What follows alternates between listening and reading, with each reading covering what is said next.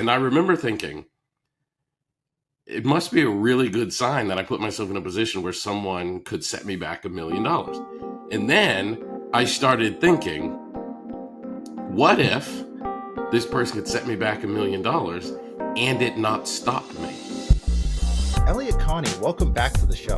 One of the most bulletproof people I know in terms of your mindset. Solution-focused brief therapy. You've spoken all over the world on this. You've written books on this. Change your questions. Change your future. My life started as far away from a happy, confident, self-assured life as it could possibly be. Pain is inevitable, but suffering is not. Like, we don't have to suffer. And that is probably the single most defining moment of my whole life. What you just said is one of the most hopeful, positive things that I've ever heard for humanity.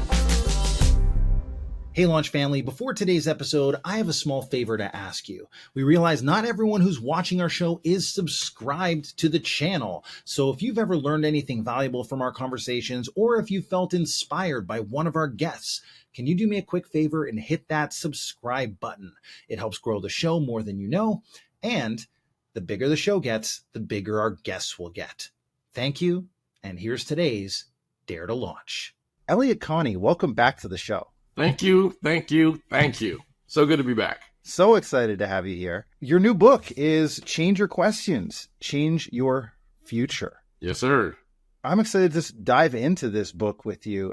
First, I wanted to say I loved reading it. It was awesome. It begs the question just from the title, like, what questions are we changing and what's going to happen when we start changing to our future when we change those questions? If you know me, and I've known both of you for a good while now, I'm obsessed with questions. The type of psychotherapy I do is based on asking people's questions. And over a nearly 20-year psychotherapy career, I noticed that when I ask someone who's in a problem state the questions that I ask clinically, it changes the way they ask themselves questions and ask questions of others in their world, which has a transformative impact on their lives.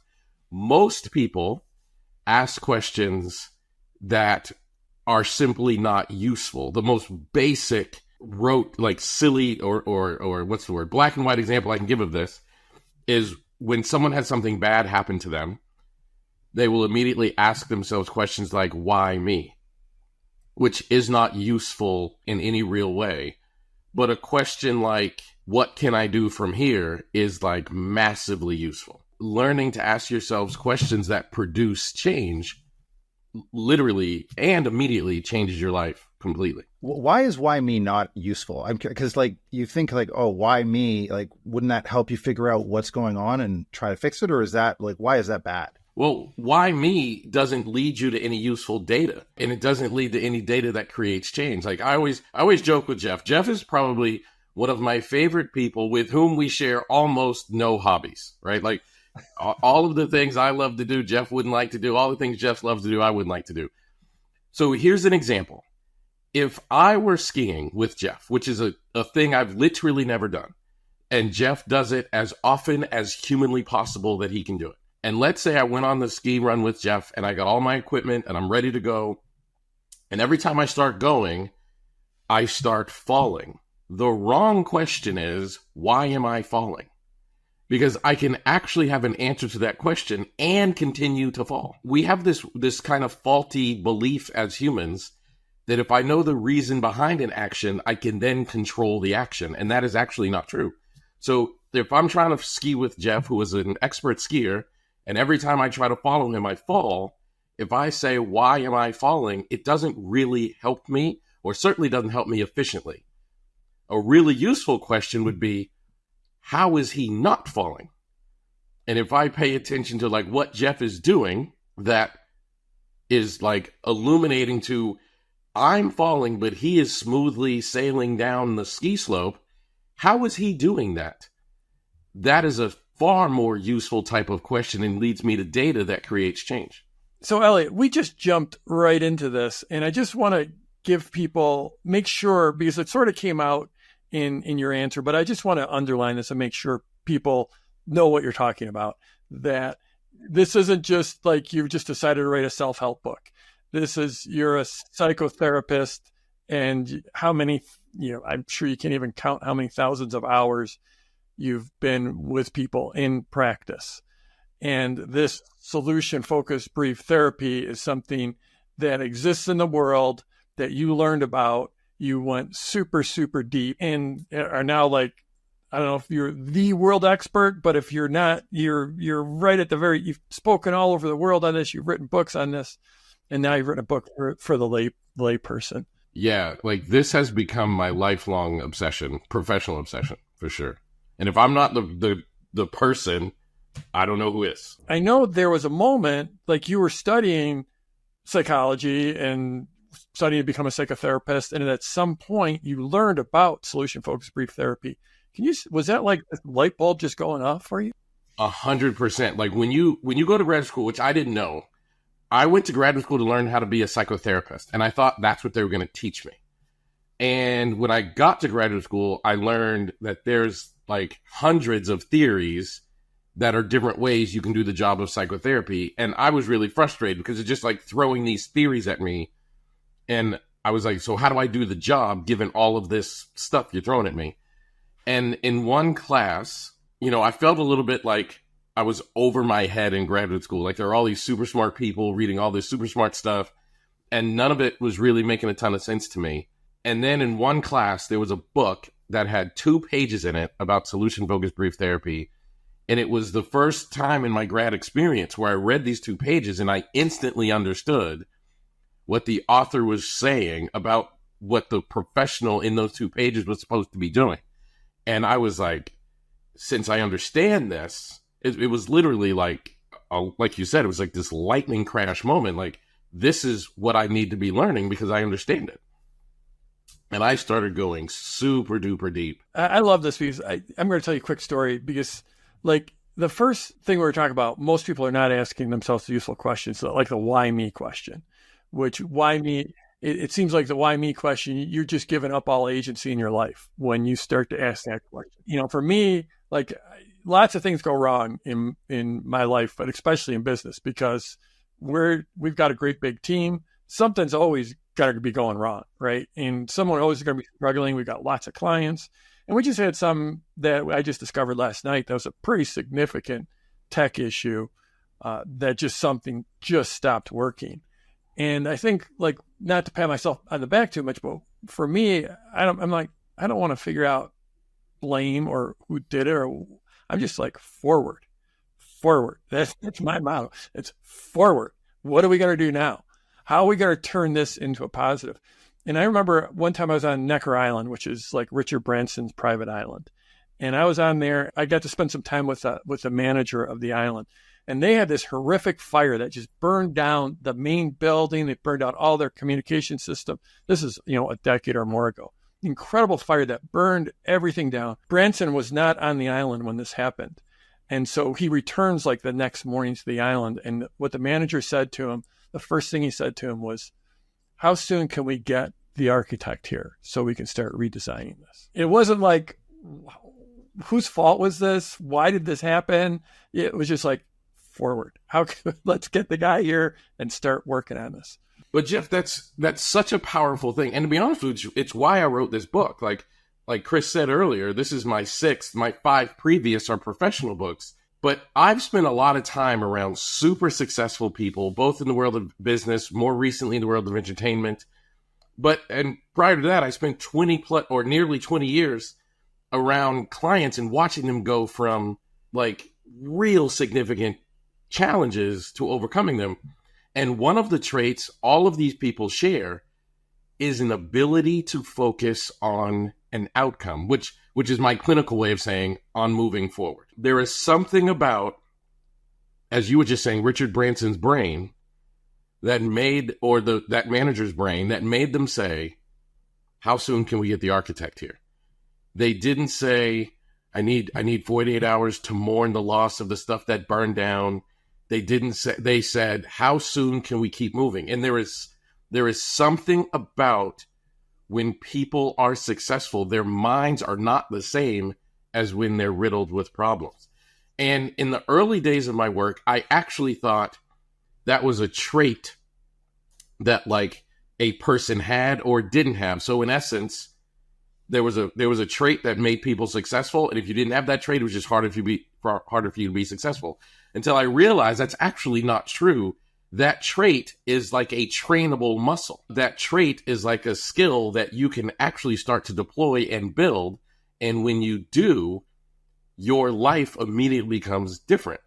And that, for me, is what like made me sit down with my buddy Adam and say, like, I got to get this out on paper so that more people can get access to this information. Because they look at like a Richard Branson and they're like, oh, he must be good at money. He must be good with business. He must be good with, ideas. And all of that might be true. But I can definitely tell you the primary thing that successful people have mastered before all of that is mindset. Your answer there, what you just said is one of the most hopeful, positive things that I've ever heard for humanity. That you can go from someone who was, why did this happen to me? And you can train a muscle to be like, what do I do next? How can I get out of this? How can I change the circumstance? That is absolutely true. 100% true. And when I realized that, I was already on fire to help people. People need to understand that success is a skill, just like marathon running. And no one is really born a marathon runner. They have to like develop that skill over the course of time and hard work. Mindset is also a skill. Mindset is also something you can hone and train. And life is so, and I tell people this, and they always are surprised when I say it this way, but this is the only way I know how to say this. Life is horrible. There are tragic things that are going to happen all the time. There are things that you can't control that are going to go wrong. Like as Jeff just alluded to, like when you run a business, something is going to break no matter how good you are at running business. Like life is a series of punches in the nose. Like there's nothing we can do about that. And I think most people talk about like not useful questions. Most people try to figure out, how do I make my life easier? And I've come to the point where it's like, no. I want you to accept that life is hard. Life is climbing Mount Everest. Life is running a marathon. Life is like, it's hard. What you should be asking yourself is, how do I develop the skills and strength to thrive amongst the hard? And one of the ways to do that is to develop that Richard Branson type skill, the skill that manager demonstrated in that moment. Like, there's nothing he can do. Things are going to catch on fire and burn down. But he's in charge of what he asks himself. And the first question he asks is, how soon can we get the architect here? Versus, who's at fault to this? Who screwed this up? Who, whatever. Like, they're just two completely different mindsets and lead to two completely different life outcomes. And as I just said, life is hard. When you develop this mindset, this is the only way to make life smoother. And Jeff, I heard you tell a story one time, and I was sitting in the seat like, that's it. And you talked about when you're skiing, the best way to avoid the trees is actually not to pay attention to the trees. The best way when you're skiing is to pay attention to the path. And if you pay attention to the path, you're significantly less likely to hit the trees. Well, life is that same way. And we all know people that, for whatever reason, they just pay attention to the trees in their life.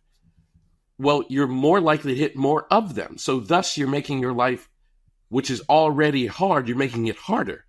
But if you pay attention to the path, or as I say clinically, the outcome, your life gets easier because you're dodging more trees. In fact, you don't even notice them.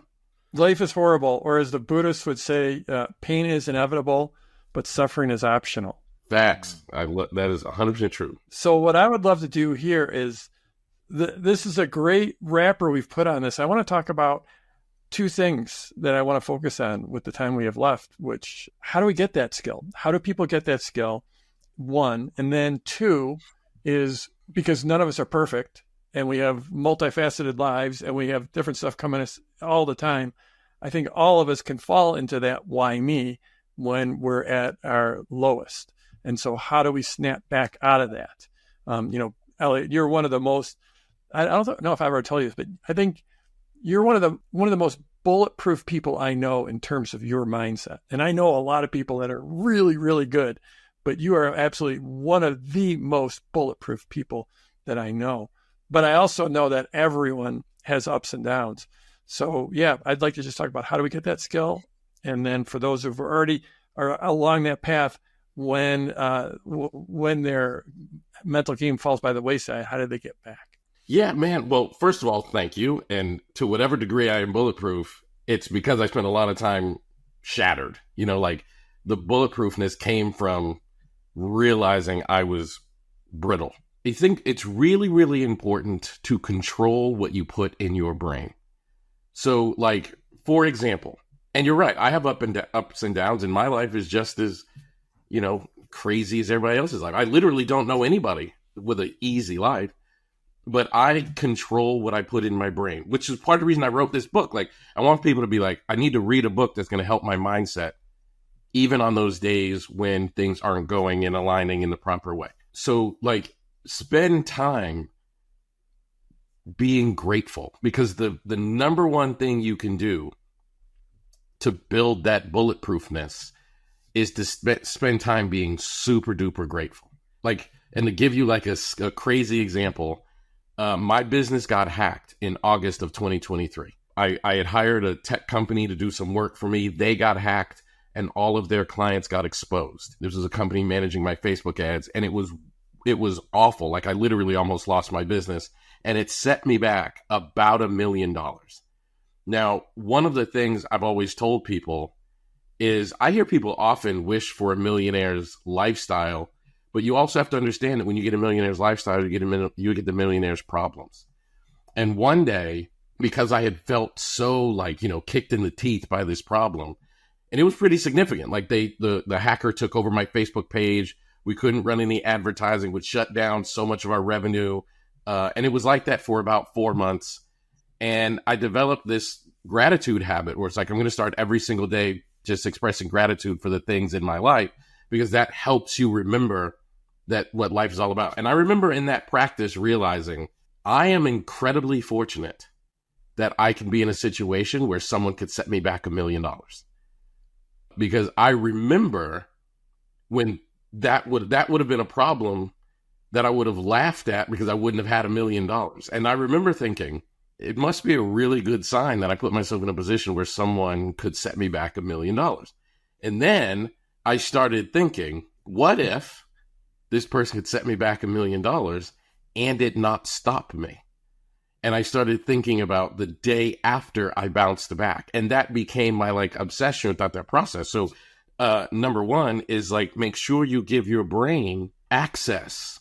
Make sure you give your brain information or access to information that will keep you, totally focused on the stuff that matters. Because to me, that was the stuff that mattered. And I was grateful that even though that was happening, I could still send money to my mother, which is super important to me. And I was so grateful, even though that happened, I could still take walks. And there were things that I was like, this is basic stuff, but stuff that I'm super duper appreciative about.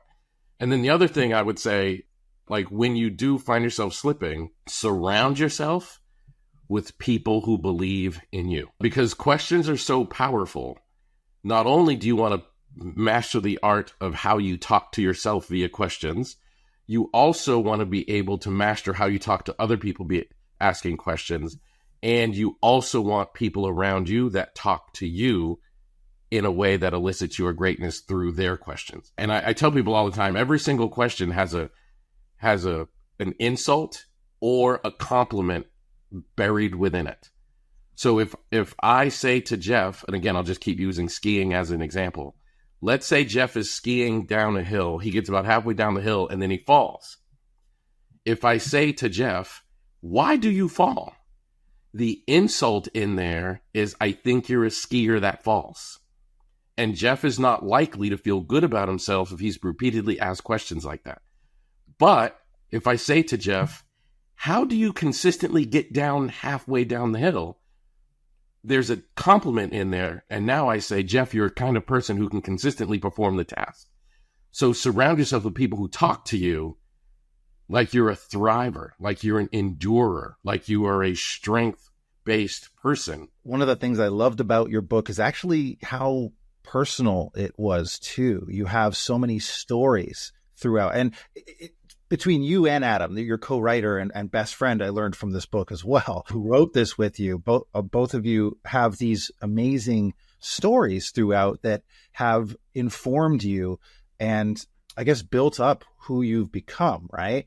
I wanted to just read a quick quote from one area of your book. As difficult as that circumstance was, it was also when I formed a winning mentality. I resolved that for the rest of my life, I would work as hard as I could so that only two outcomes could result. I'd achieve the goals I set out to do, or I'd work so hard and perform so well that everyone would know I was cheated if I didn't achieve what I was after.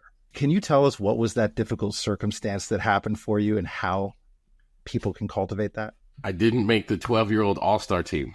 I knew exactly what you're talking about as soon as you said it. I was 12 years old and I didn't make an all-star team. And that is probably the single most defining moment of my whole life. As like Michael Jordan as that sounds. Like I got cut from the JV basketball team and I became Michael Jordan. I was strangely competitive my whole life growing up.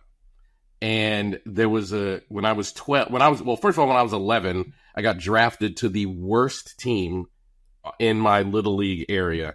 And I was bummed about it. But between 11 and 12, my baseball skill level went really, really high. And when you turn 13, you go into a new league. So this was the 12-year-old year was my last year in this league.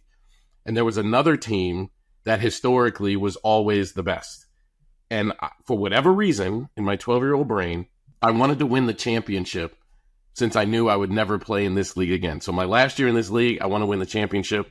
And I want to beat this team that is historically very good. And we did. And we won the championship. And I was the league MVP. And I hit all the home runs and got a super high bat, all the things. And the reward for that, I grew up in New England where it's really, really cold. So you play in the spring, about 25 games, and all of the best kids are picked to go play in an all-star team. And then you get to travel all throughout New England for the summer with your best friends playing baseball. It's like a second baseball season. And I knew I had earned that by winning the championship and being the best player and all the things. And I will never forget, they invited me to the first practice, which in my brain told me that I made the team and I was going to be an all-star and I was going to travel all summer. And at the end of the first practice, kids are super mean. So this one kid that was a coach's son said, like, Elliott, you're an alternate. And I was like, I'm not an alternate. I'm the best player here. And he said, you're an alternate. And I was crushed. And I walked up to the coach, his dad, and I said, am I an alternate? And he told me I was. And I went home and I was devastated because I was not going to be an all-star. And I can remember thinking, like, I am never going to feel like this again, ever. I'm going to work so hard that if anybody tries to take what I have rightly earned ever again, it will look like they made a wrong, unfair decision, clearly. And for the rest of my life, even now, that was, gosh, I'm turning 48 in a week. I was 36 years ago, and that was probably the single most defining moment in my life. And I never didn't make an all-star team the rest of my, baseball playing career. I never got cut again. I just would not let it happen, ever. I think that goes to like that mindset stuff. Like you can actually change your circumstances through your own will. Like that's actually a thing. Like you can change your circumstances simply through to strong desire and effort. It doesn't happen by accident nor coincidence, but you can change your circumstances. And there's no such thing as too young. Like I was 12 when I thought that. There's no such thing as too old.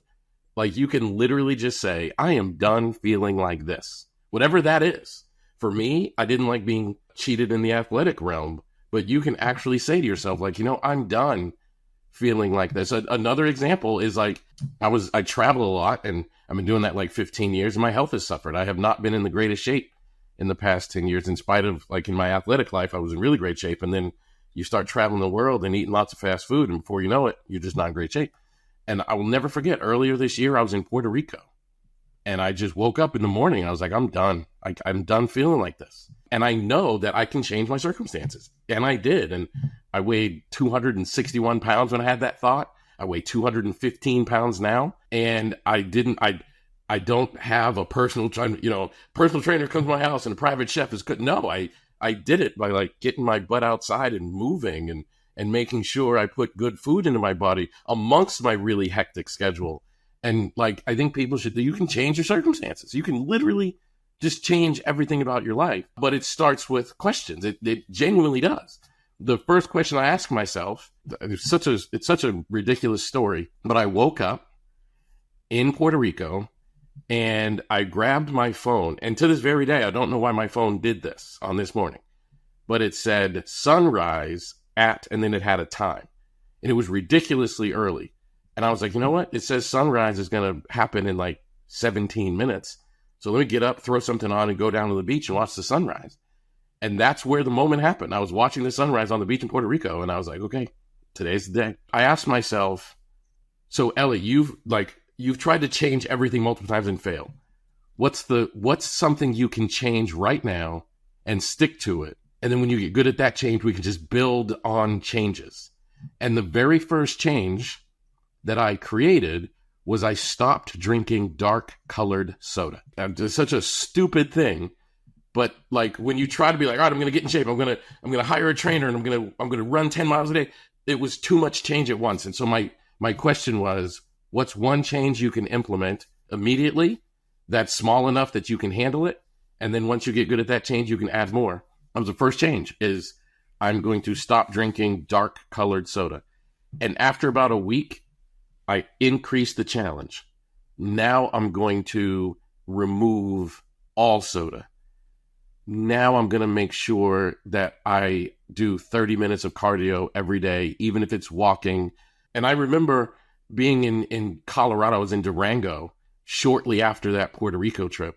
And Durango is not a place to start your, cardiovascular journey. Like the air is thin.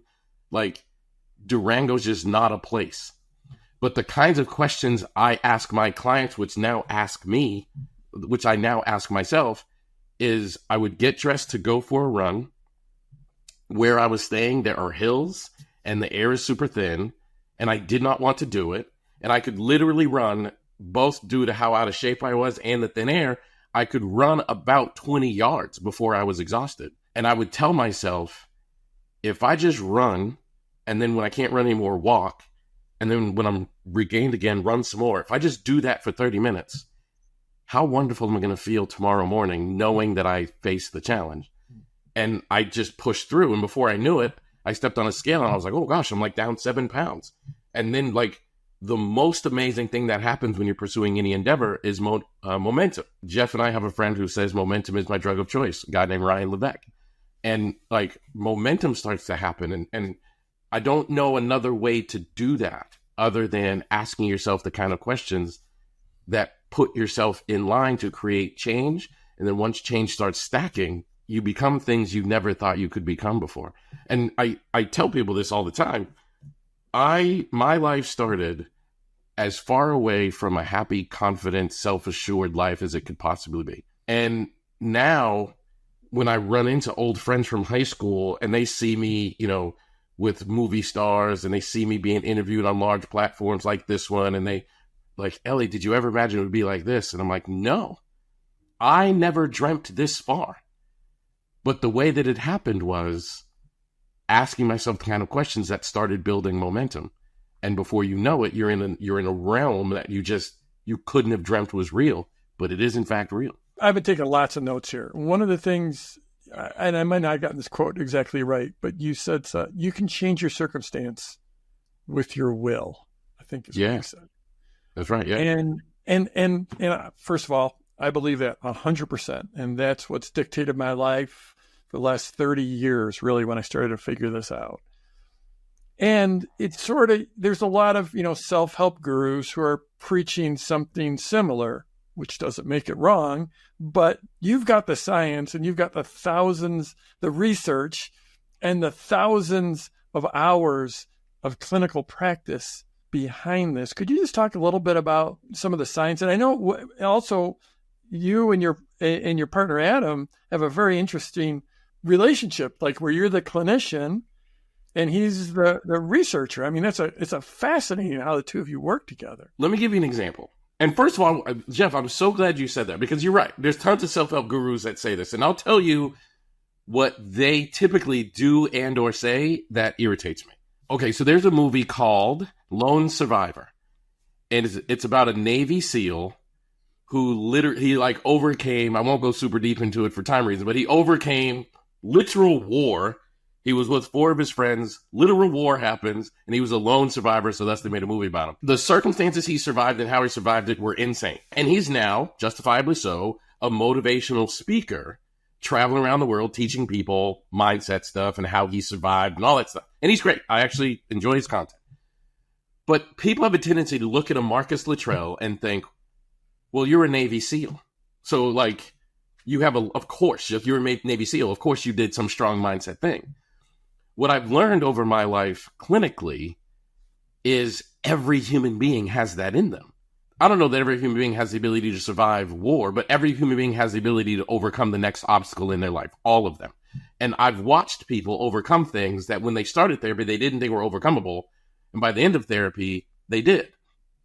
So when I met Adam is a researcher and I'm a clinician. Like in my core, I'm a clinician. I have movie deals, podcasts, all this stuff, or TV deals, whatever. I still see clients and people are like, you still see clients? I'm like, yeah, because in my core, I'm a clinician. Adam in his core is a researcher. So one day we were talking about clinical stuff at a conference many, many years ago. And I was sharing with Adam a success story with a client. Something like, I've got this teenage girl. Mom brought her to therapy because she was so anxious she couldn't even go to school. And then 2 weeks later, she's going to school with almost no anxiety, has a boyfriend, and is going out on dates. And the mom is blown away that in this short time, this transformation happened. So I'm sharing this stuff in the way that I do on stage. And then Adam is like, can I explain to you scientifically why that happens? And I was like, yeah, sure. And there's a theory, and you guys will probably find this really fascinating, but there's a theory called broaden and build theory by a researcher named Snyder.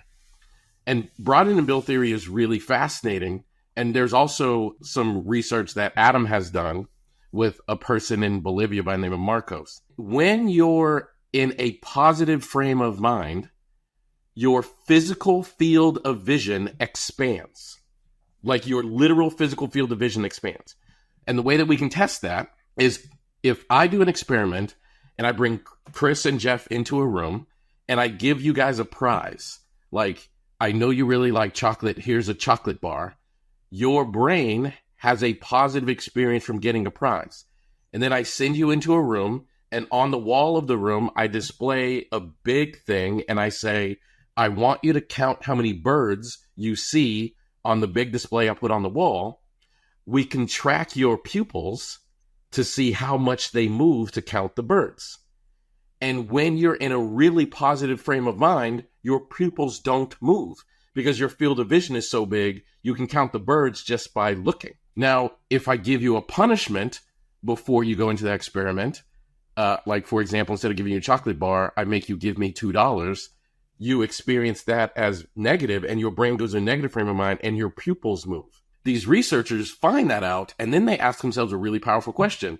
Does your emotional field of vision also expand? So people who, for example, people who start contemplating taking their lives, their emotional field of vision has shrunk so much that they only see one way to remove the pain.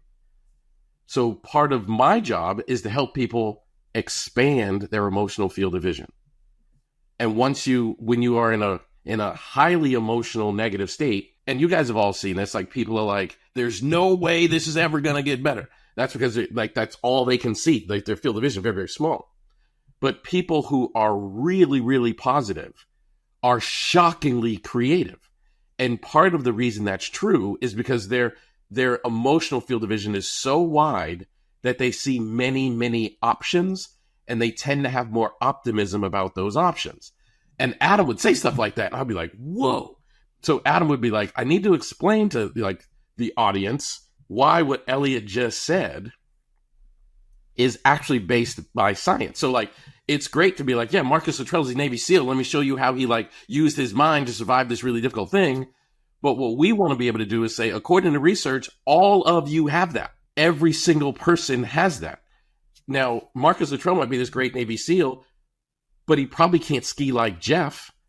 And Jeff might be this great skier, but he probably can't hold his breath like Marcus Luttrell or be a sniper. You know what I mean? But we all have that skill where it's like, if I hone in on the area that I'm good at, that I love, that I'm built for, you trigger this thing that literally expands and shrinks your field of vision, both physically and also emotionally. So we start talking about this research, and in the car industry, there is also research that says when you're really, really angry, you're significantly more likely to get into a car accident because your field of vision has shrunk. So you don't see things happening around you as you normally did. When I talk about this stuff, I want people to, like, for sure, I want you to look at the Jeff Walkers, who is a master of business and a master of skiing and other things he has mastered throughout his life. And I want you to look at Marcus Luttrell and be like, oh, I'm in awe. But you also have to develop the ability to look at yourself in that same way. And when you do that, your life you literally can't be the same. I love that. And so much of what you talk about, Elliott, and so much of what you embody is based around love. And even in our last episode with you, you talked about entrepreneurship as an act of love. I was wondering if you could talk, because one of these concepts that you talk about in your book is the concept of loving eyes. Could you talk about the importance of that and what that is for people? Absolutely. Absolutely. Oh my gosh. So everything I do is about love, because I think love is the most powerful and underutilized force in the world. But here's what loving eyes means and why. And it goes back to my answer to Jeff's question earlier, when it's like, what do? You surround yourself with people who will bring out the best in you. And loving eyes help you get better at any skill. So if you guys are going to teach me a new skill, like launching, for example, and there are lots of people listening to this who probably want to learn launching because Jeff is the guru of that. If I call someone like Jeff and I'm like, hey, Jeff, I've never launched before. I don't have an email list. I don't know what I'm doing, but I want to build a product and launch a course because I've heard lots of people do that and are successful. I mean, that's literally, Jeff's probably, he starts tingling on the inside. Like that's his people. If I say, so Jeff, can I run through my launch idea with you? And let's say Jeff has critical eyes. He doesn't have to say anything. He can literally just listen to the person with critical ears and critical eyes, and the person will feel it and they will become demotivated to succeed. Loving eyes is, instead of listening to you with the lens of criticism, I'm going to look at you as if you are capable, strong, wonderful, skilled, resilient, going to make it. We call those loving eyes, and people can feel that. And it literally like bolsters people. It lifts them up just knowing that you're looking me in that way. And human beings can feel it. Like you don't even have to say a word. You can literally just feel it. So part of the ability to be happy is to just use your loving eyes, because you build a life full of love and uplifted people, and surround yourself with people who use their loving eyes on you. Like one of the reasons I surround myself with Jeff is I've noticed he does this. And I watch stuff like this. Like I noticed Jeff does this. I noticed he did it with me. Jeff saw something in me before I saw it in me. And literally, if you want to change your life, surround yourself with people who see stuff in you that you don't see yet. And you will notice that you will meet their standard, not yours. And that is how you go beyond life being possible. I mean, Jeff told me things were going to happen in my life like a year before they happened, and they happened. And when I was shocked and I called him, I was like, Jeff, can't believe this. This thing happened. And he said, those are the things I knew would happen because I could see the skill you had in this particular area. I didn't see that. I mean, that's not what I saw. But those are loving eyes. There's people who look at you and think, I don't really care who you are on January 1, 2024. I can see January 1, 2026. And even though you can't, I'm going to look at you like you're already January 1, 2026. That's love. Like that to me, like that gives me goosebumps. I mean, that's crazy. I can't even tell you how much I love that. Me too. It's just, oh my goodness. That idea that people can pick out loving eyes versus critical eyes. I mean, that is something we could just bring to the world. Every one of us can bring to it at any time. One of my favorite, when my kids were growing up, the favorite books that my wife got, Mary, Mary, got, and we would read to our kids. And it was about, I forget what the name of it was, but it was about a boy who steps in a mud puddle and then he goes through the day very, very angry and just how he passes that along through the day, because this mud puddle jumped upon him. And then it reverses, and like, what if the mud puddle didn't jump? And it was just that idea of we're changing everyone's day as we walk through our lives, and that we can, with just those loving eyes, even without words, that we can change someone's life. You could literally change someone's day with a hug, man. Like, you can change someone's day with a kind word, because you don't know. It's just such a powerful, powerful thing. Like, and I say this, and I mean it like genuinely. The question, what's the first thing I can change, probably saved my life. What I haven't really said publicly is after I did that, about a month later, I went to the doctor, and I figured, well, if I'm going to get in shape, let me go check with the doctor. And the doctor was like, yeah, you're mostly healthy, but this thing over here, you need to watch this. And he was super concerned about the metric that he was referring to. And it sounds silly, but that one question changed everything. So like, you don't know what people are dealing with.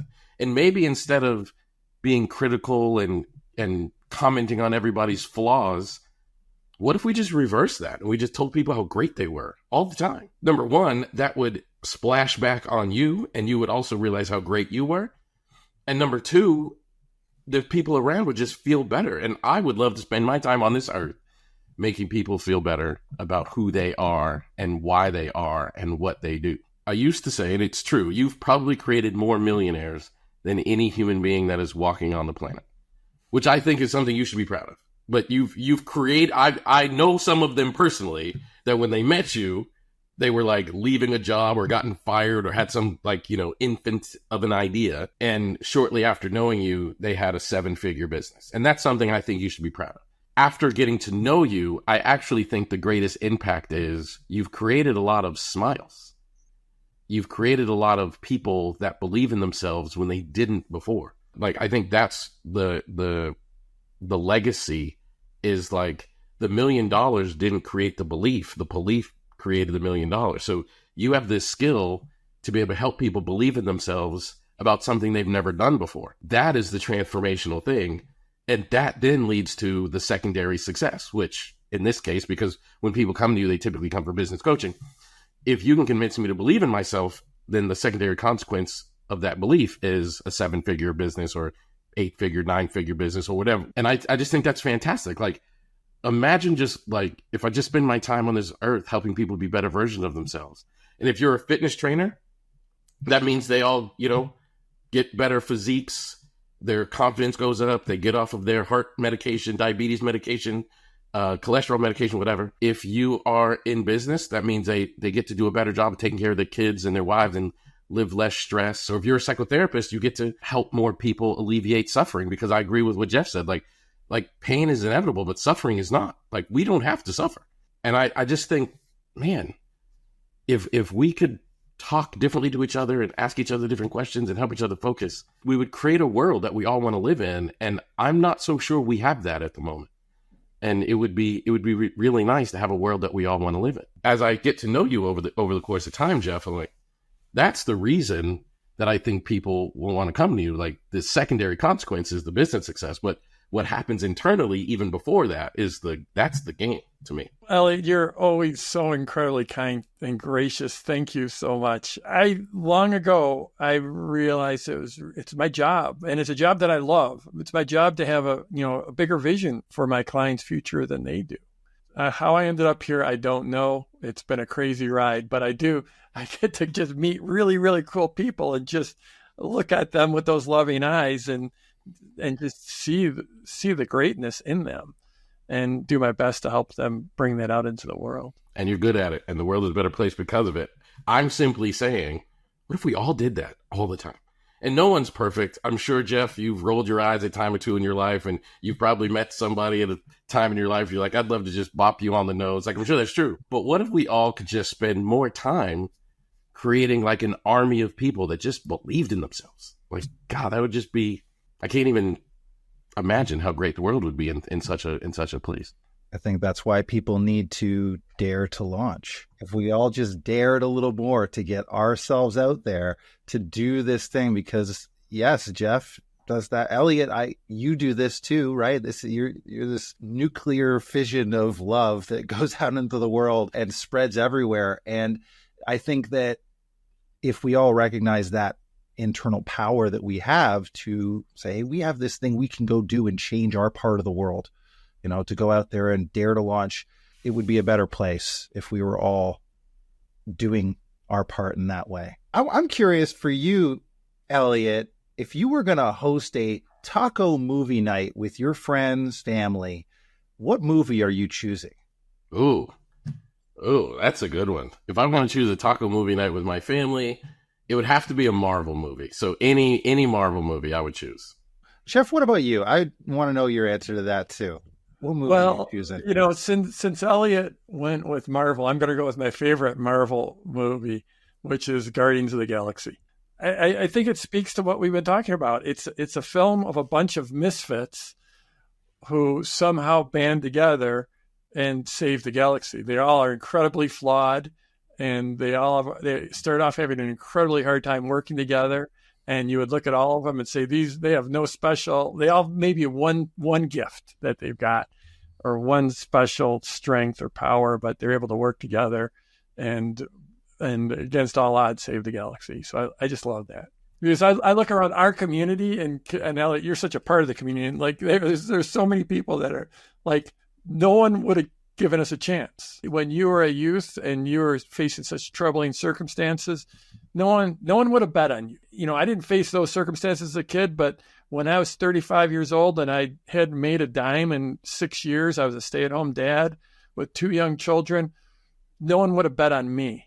I've just seen so many people be able to step into their power, step into their greatness. And I feel like I've built a community of those people where we welcome them and we see their greatness. And I think everything we've been talking about for the last hour is around that. It's around people being able to ask those questions, being able to find their greatness within them, and being able to create their life. The biggest message I can give to people, and I have a tendency to I know that if I'd written a book that was like some juicy trending thing, it's easier. But the truth is, after 20 years of doing therapy, after living the life I've lived, I can tell you 100% successful people tend to ask more questions because curious lifelong learners ask questions more than they give statements. And the specific types of questions they ask are different than the people who are in a place of struggle at the time. I can just tell you that with 100% certainty. If I want to be really successful in life, no matter what it is you're trying to achieve, I have to understand that if the commonality that successful people have is they're lifelong learners, so thus tend to have more of a state of curiosity, then I got to develop a state of curiosity. The next thing is if they tend to ask themselves more useful, action-oriented, moving forward questions, that means I have to build my dictionary of those types of questions. I have to become more fluent in those types of questions, which is not the normal human state. But when you develop it, anything becomes popular. That's just the reality. That is the truth. So the reason I wrote this book is to put that forward. Lifelong learners ask questions, and the kind of questions they ask tend to be more action-oriented. And that story Jeff said about Richard Branson, that's spot on. That is exactly why you end up owning a private island, is because you constantly say, what's the next thing we can do given what has just happened? And in your book, you have every chapter at the end lists of great questions for people to ask, and worksheets in there with prompts on how to ask these powerful questions. So you don't have to come up with it all yourself in this book. And that's one of the things I really loved about it is as you're going through, you're embedding these questions into your life. And if you read a chapter and then consider that for the day or the week that you're doing it, it's super impactful. I want to ask you one more question, Elliott. And what is Ubuntu? Ubuntu is a word I learned in South Africa. In my travels, South Africa is a very special place for me. The very first time I went there, they taught me this word called Ubuntu, which means I am because you are. And it basically says we don't exist without each other. I can't be if you aren't being. And I love that so much because it acknowledges we are not individuals living in individual space. We are a collective being that don't exist without the other one. So as a consequence, like, I want you to be happy. I want you to succeed. I want you to thrive, because when all those things are happening for you, it impacts me in a positive way too. And I think that word, ever since I learned it, that word has been an incredibly powerful and important word for me. And just always remembering the idea, I am because you are. I love it. Elliott, where can people get your book? Go to Amazon and do a search on Amazon that says Elliott Connie. It's the green book with the yellow lettering, or just look up Change Your Questions, Change Your Life. You'll find it all over the internet, Amazon.com, BarnesandNoble.com. You can find it in bookstores. Wherever you buy books, you'll be able to find this book. Thank you so much, Elliott, for coming on. And Launch family, thank you so much for tuning in. And we hope this conversation inspires you to dare to launch.